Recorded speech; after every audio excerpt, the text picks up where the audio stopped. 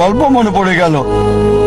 একসময় একজন ফেরেশতা এসে এক লোককে বলল, আমি তোমার উপর খুশি, তুমি যা চাইবে আমি তোমাকে তাই দেব, তবে একটা শর্ত, যা তুমি চাইবে আমি তোমাকে সব দেব, তবে তোমার প্রতিবেশীকে দেব তার দ্বিগুণ।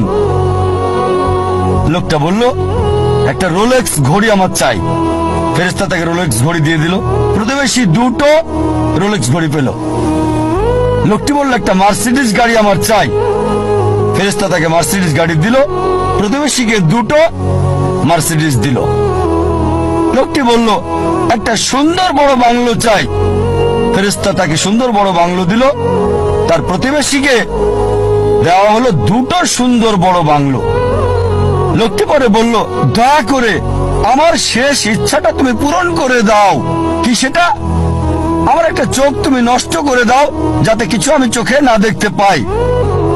চিন্তা করেন, সে তার নিজের চেয়ে প্রতিবেশীকে নিয়ে বেশি ব্যস্ত। তার জীবন সহজ কিন্তু জটিল সেটা ভাবছে না সে। প্রাচুর্য কি দারিদ্রতা যাই থাকুক, সে বেশি চিন্তিত তার প্রতিবেশীর চেয়ে ভালো জীবন যাপন করা নিয়ে।